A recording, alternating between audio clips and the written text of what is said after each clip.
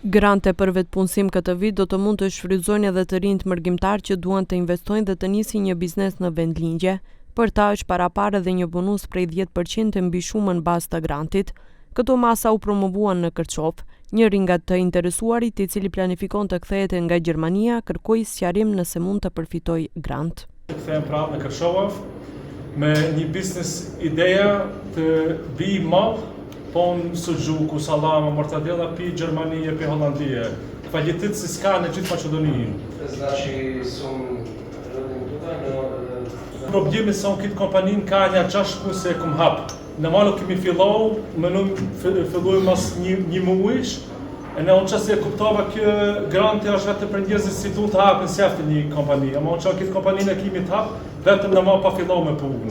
Se do të thonë atë malën se vim të qënë në për marketet, dhe kemi që në malën lidhim me marketet. Me nësë në për malë se ka hap filmin që se 6 muaj për kitë ponën e grantit. Përgjigja për mërgjimtarin ishte sa i mund të konkuroj si person fizik në masa që mbështesin punësimin, edhe qytetarë të tjerë kërkuan sqarime lidhur me mënyrën e shfrytëzimit të mjeteve. Директива делот не само работувањето, плати и слично, или само се наменски за Zëvendës ministri për ekonomi Marian Risteski tha se janë 3 kategori të aplikimeve, duke sqaruar se ky projekt ndër vite ka ndihmuar shumë të rinj të përparojnë.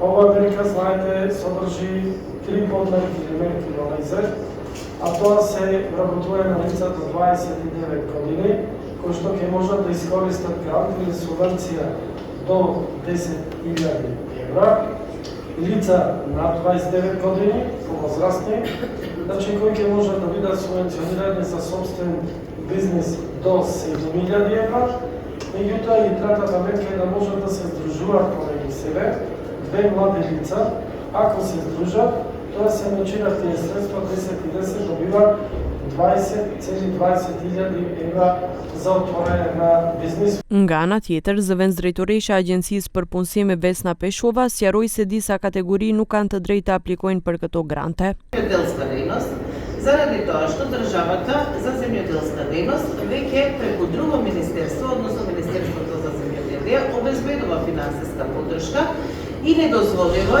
средства од државата да се трупаат на едни исти лица. За да не биде до дуплирање, од програмата самовработување оваа дејност е исклучена.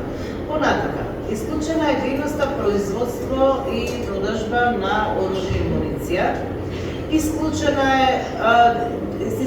се дејностите од финансија, осигурување и игри на среќа, како што се кладилници, коцарници и слично. Исклучена е дејноста на приватни агенции за вработување.